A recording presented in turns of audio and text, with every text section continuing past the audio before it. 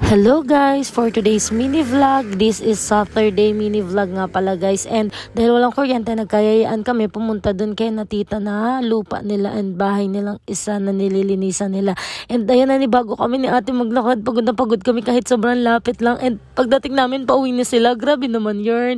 And ayan, nagstay lang kami saglit ni ate and sumakay na rin kami kay tito kasi ayaw na namin maglakad kasi pagod na kami agad.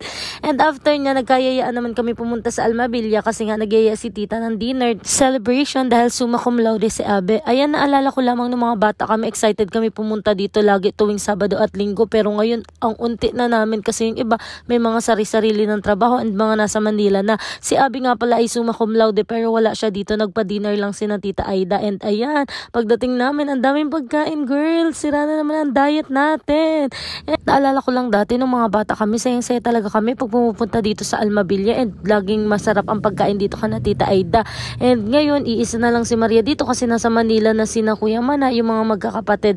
And ayan, kumain na nga pala kami. Thank you sa pa-dinner, Malakas family. And Abby, congratulations, summa cum laude, nasa lahi yan, char. And ito nga pala yung kinain ko, tingnan nyo naman, sira talaga ang diet sa sobrang dami kong kinain. And ito yung mga kasama ko, si Ate Rose Ann, si Ian, si Kuya Kevin, nandito din si Toto, si Papa, si Kabaydal, si Jerome. And after namin kumain, nag-inom na sila and inintay lang namin. After nun, umuwi na kami. Thank you po sa pa-dinner.